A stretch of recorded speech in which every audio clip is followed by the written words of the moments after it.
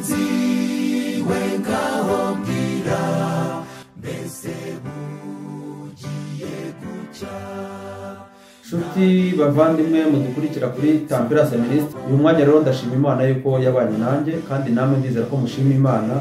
Niyo mpamvu aka kanya mbahaye ikaze kugira ngo dutangirane iki cyigisho cyiza tugiye kwiga kivuga ngo amayobera n'ubwiru. Muri Bibiliya harimo amayobera, ibyo benshi bita iyobera ritagatifu, ariko nta yobera ritagatifu ribaho, ahubwo ibyahishwe muri Daniyeli byahishuwe na Yohana umuhishuzi mu byahishuwe. Niyo mpamvu nta yobera rikiriho, ariko tugiye kureba ibyo bita amayobera matagatifu cyangwa se iyobera n'ubwiru. Muri Bibiliya harimo amagambo menshi yanditsemo abantu batabasha gusobanukirwa y'ubwiru. Niyo mpamvu uyu munsi tugiye kwiga insanganyamatsiko ivuga ngo amayobera n'ubwiru, Daniyeli igice cya 7. Reka tubanze dusenge. Mana yacu, Mana ishobora byose, ubwenge bwacu ni bugufi, dore turi abanyabyaha kuva mu bworo kugeza mu gitwaro nta hazima, ni ibisebe binuka, ni inguma zitigeze komorwa n'amavuta ayo ari yo yose. Ariko turasaba Mwuka Wera ngo azayomora imitima yacu, maze adutunganye, azatugeze ku bugingo buhoraho. Tugiye kwiga amagambo akomeye, turarise Mwuka Wera muziranenge ngo azatwigishe kandi adusobanurire. Buri muntu wese muri iri jambo ryawe azakuremo ibuye azatarukiraho ubwo Yorodani izabisuma. Utuyoboze ubuntu bwawe, umwanya Satani atsindwe, uduhe kukugiriraho ubuntu muri aka kanya kandi tukugiraho umugisha, kubwa Yesu Kristo umwami wacu, amen.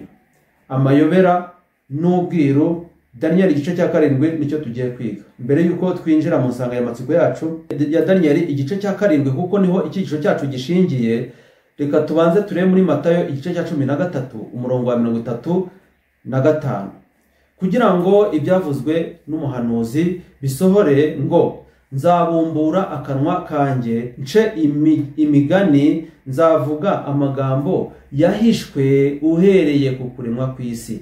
Hari amagambo yahishwe uhereye ku kuremwa kw'isi. Aya magambo yahishwe tugiye kureba, ese yarahishwe koko? Nzavuga amagambo yahishwe uhereye ku kuremwa kw'isi. Mbese koko byarahishwe cyangwa se hari ibyahishuwe? Ariko ibi bintu bishobora kuba byarahishwe abanyabwenge, abibwira yuko ari abanyabwenge, ariko nyamara bigahishurirwa abandi, bigahishurirwa abaswa. Tugiye kureba ibyahishwe abanyabwenge b'isi, ariko nyamara bikaba byarahishuriwe bande, bikaba byarahishuriwe abaswa. Dusome mu byakozwe n'intumwa igice cya 4 umurongo wa 13. Babonye ubushizi bw'amanga bwa Petero na Yohana, kandi bamenye ko ari abaswa batigishijwe, baratangara maze bibuka ko babanaga na Yesu. Rero ibyahishwe abanyabwenge byahishuriwe abaswa bigaragarira ku munsi wa Pentekote, aho intumwa zasukirwaga Mwuka Wera zikabwiriza. Petero na Yohana hakihana abantu 3,000. Ariko abantu baza gutekereza, bibuka yuko aba bantu babanye nande, aba bantu babanye na Yesu. Rero kuba umuntu yarabanye na Yesu bishobora kumukura ku rwego rw'umuntu w'umuswa, bikamuhindura iki? Bikamuhindura ubunyabwenge. Aribyo bantu muri iki gihe bagenderaho, bakumva yuko ngo abantu bagomba kuvuga iyobokamana cyangwa se bagomba kubwiriza iyobokamana, bagomba kuba barize teoloji cyangwa bakiga amashuri menshi, ariko kubana na Yesu gusa birahagije ngo ube iki? Ube umunyabwenge. Daniyeli igice cya 12 umurongo wa 9 haransubiza ati, igendere Daniyeli, kuko aya magambo ahishwe kandi afatanishijwe iki?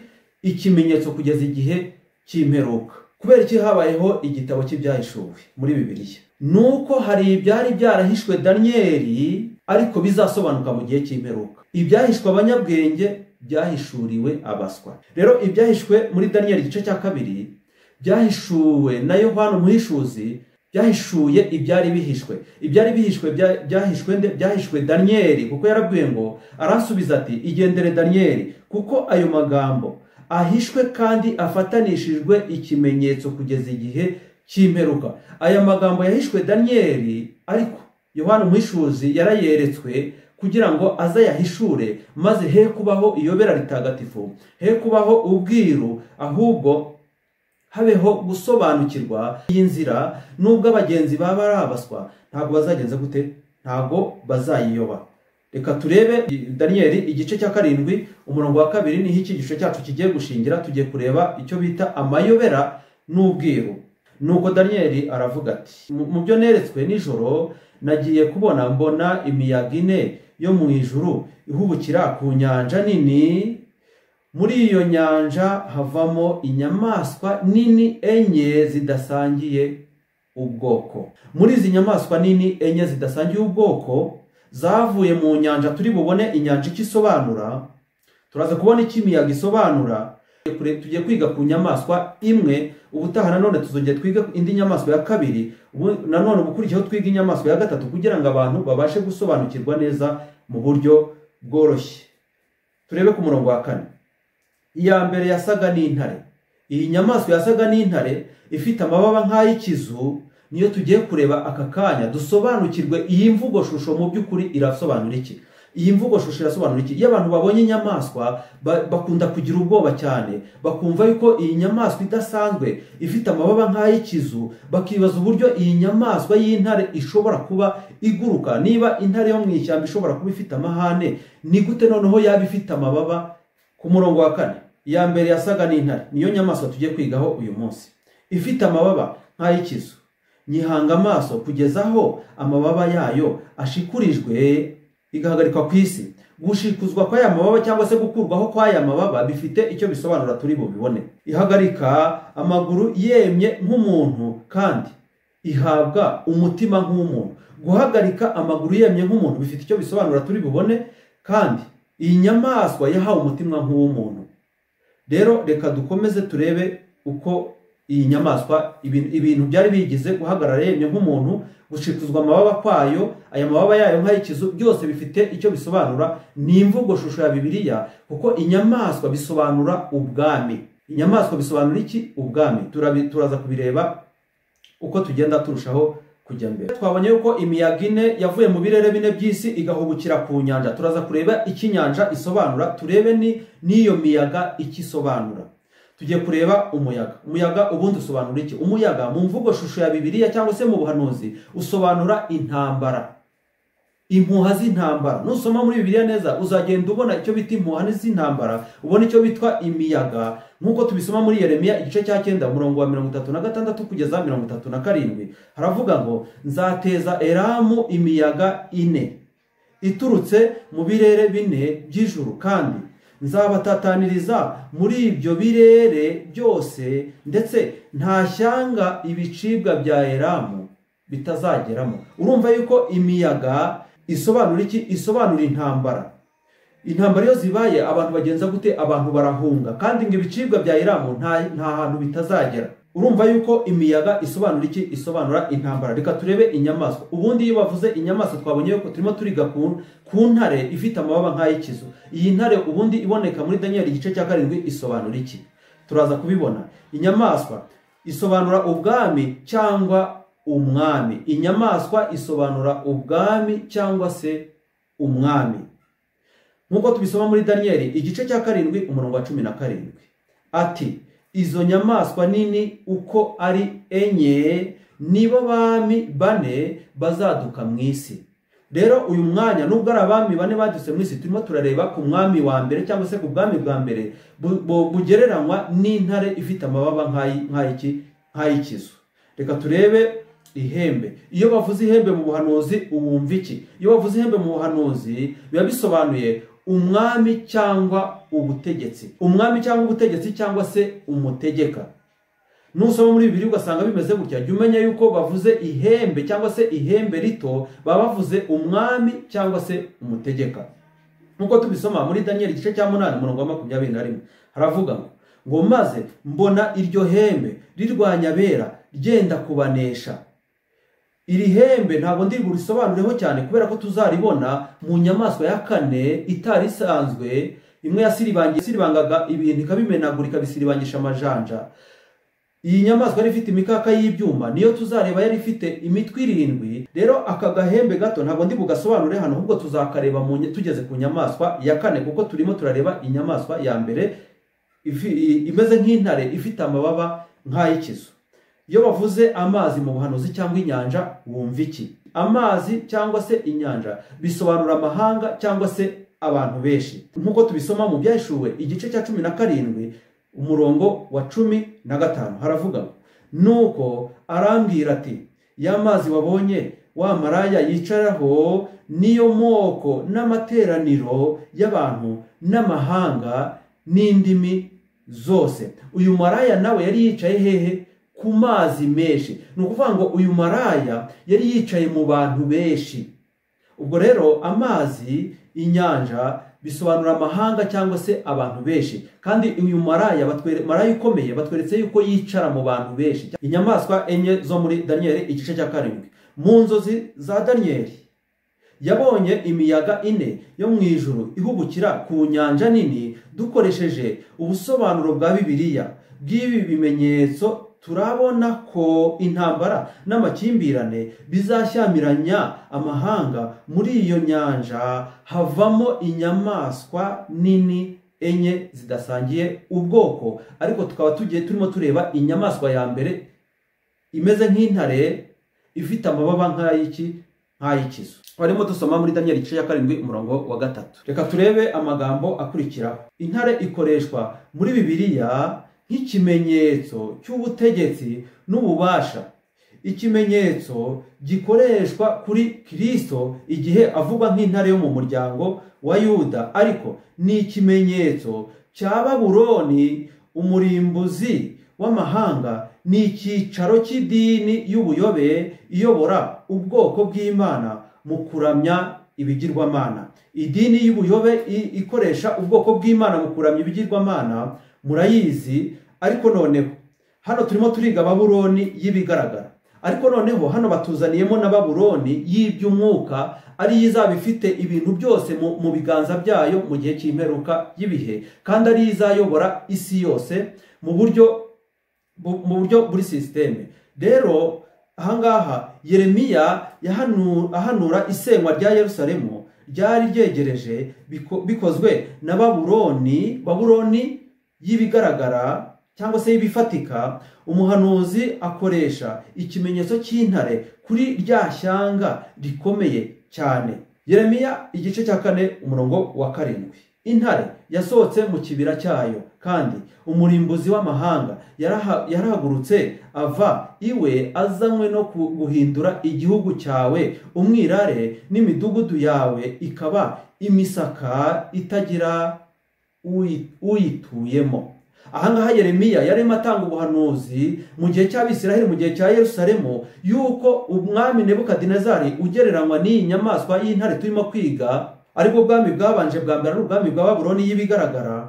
Yeremiya yarimo ahanurira Abayisiraheli yuko uyu mwami intare izasohoka mu kibira cyayo ikaza guhindura nanone igihugu umwirare. Noneho uyu yari umwami Nebukadinezari ugereranywa n'iyi ntare ifite amababa nk'ay'ikizu. Yagombaga kuza akanyaga Yerusalemu, agatwara abantu h'iminyago, akabajyana hehe? Akabajyana i Babuloni. Urumva rero hano intare igereranya n'ubwami bwa Babuloni. Iyi ni Babuloni y'ibigaragara, ariko hano baragenda batwerekamo na Babuloni y'iby'umwuka, ari izaba iyobora ibintu ku mperuka y'ibihe, ibintu byose aho hagomba kubaho ubutegetsi bumwe ku isi yose, ifaranga rimwe n'idini rimwe. Ibi turaza kubibona. Turebe amababa. Ariya mababa yari ari kuri ya ntare asobanuye iki? Ari amababa ameze nk'ay'ikizu. Asobanuye ubwihute mu kwigarurira ibihugu bungana nk'ubw'igisiga kiguruka, nk'uko tubisoma muri Habakuki igice cya 1 umurongo wa 6 kugeza wa 8. Gushikuzwa kwa aya mababa mubona kuri iyi ntare bisobanuye iki? Gusobanura kurangiza kwigarurira isi. Umwami Nebukadinezari ugereranya n'ubu bwami bwa Babuloni yabashije kwigarurira isi mu gihe kingana n'imyaka turi bubone ku musozo. Guhagarara nk'umuntu. Iyi nyamaswa ngo kandi ihagarara ku isi imeze nk'umuntu. Ibyo ngibyo bisobanuye iki? Bisobanuye gutegekana ubwenge n'ubuhanga. Guhagarara ku isi yemye nk'umuntu bisobanuye gutegekana ubwenge n'ubuhanga.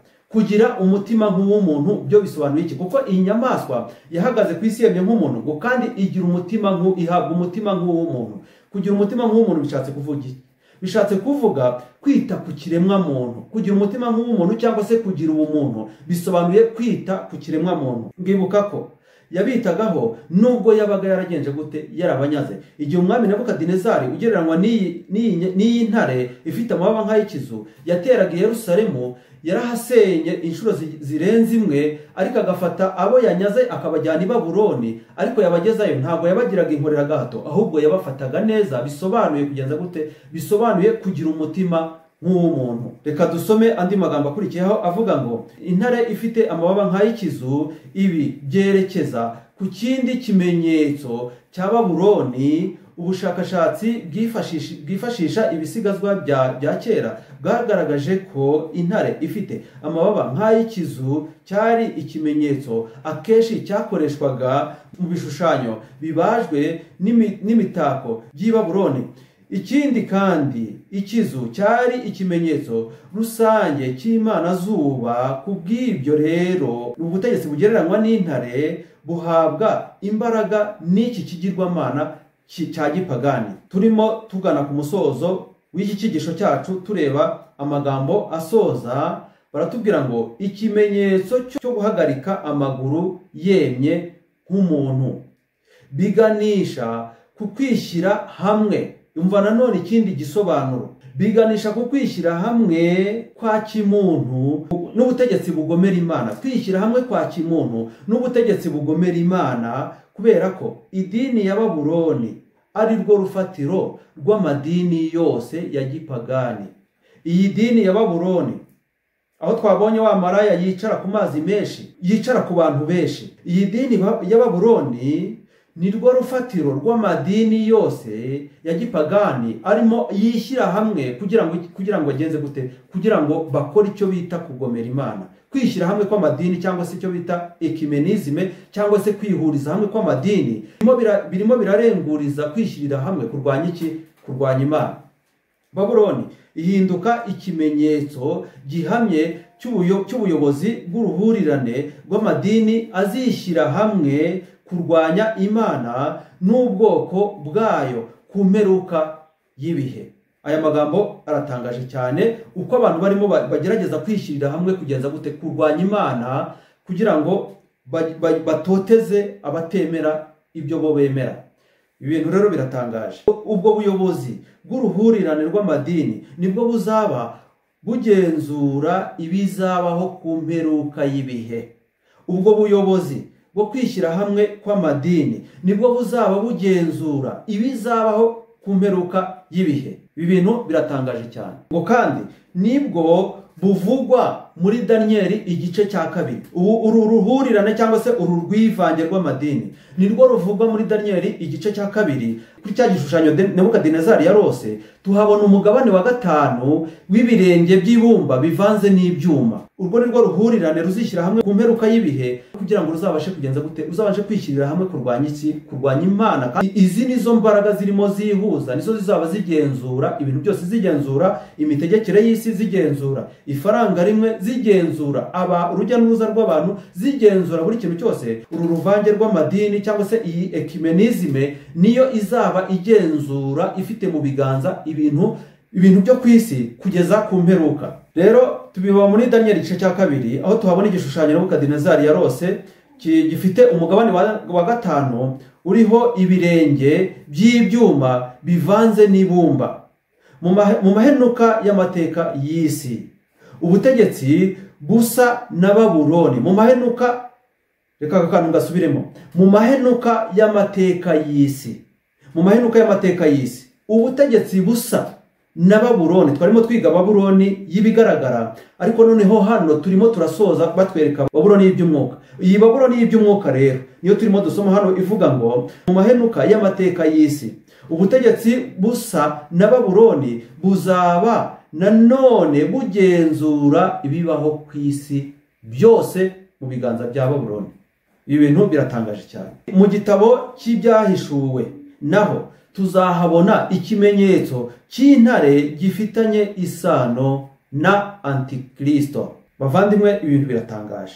Ubwo twarimo tureba Babuloni y'ibigaragara, bisoje tugeze muri Babuloni y'ibitagaragara, ariko ntabwo turi buyivugaho cyane kuko ku nyamaswa ya 4 tuzabasha kuyiga. Nitugera ku nyamaswa ya 4 tuzabasha kwiga Babuloni y'iby'umwuka, tureba iby'agahembe gatoya. reka rero dusoze dusobanura bike muri ibi bintu. Rero iyi nyamaswa y'intare ifite amababa nk'ay'ikizu yavanye n'izindi nyamaswa mu nyanja ariko zidahuje ubwoko, kubwo imiyaga ine yari iturutse mu birere bine by'isi bigahubukira mu nyanja. Inyanja twabonye ko ari abantu benshi. Iyi nyamaswa igereranya ubwami bwa Babuloni y'ibigaragara, bwayobowe n'umwami witwa Nebukadinezari, bubaho mu gihe muri 605 burayobora kugeza muri 562 mbere ya Kristo. Ubwo no kuvuga yuko ubwami bwa Babuloni bwamaze imyaka 43. Twarimo twiga icyigisho kivuga ngo amayobera n'ubwiru, Daniel igice cya 7. Rero tugejeje ku musozo, reka soze mbashima kandi mbashimira wewe wankurikiye. Imana iguhe umugisha kandi ubuntu n'amahoro bikomeze kubana nawe. Reka turangize dushima Imana kandi dusenga. Mwami Imana yacu, turagushimiye ko wabanye natwe, utwigishije amagambo yawe. Hari ibyahishwe muri Daniel ariko biha Yohana umuhishuzi arabitushurira kugira ngo tubashe kubimenya. Petero na Yohana bahagaze babwiriza ubutumwa, abantu bari bazi yuko batize ari abaswa, ariko baratekereza bibuka yuko babanye na Yesu.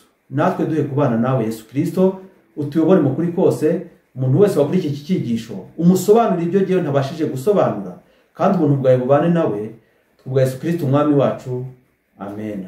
Mbese bugiye gucya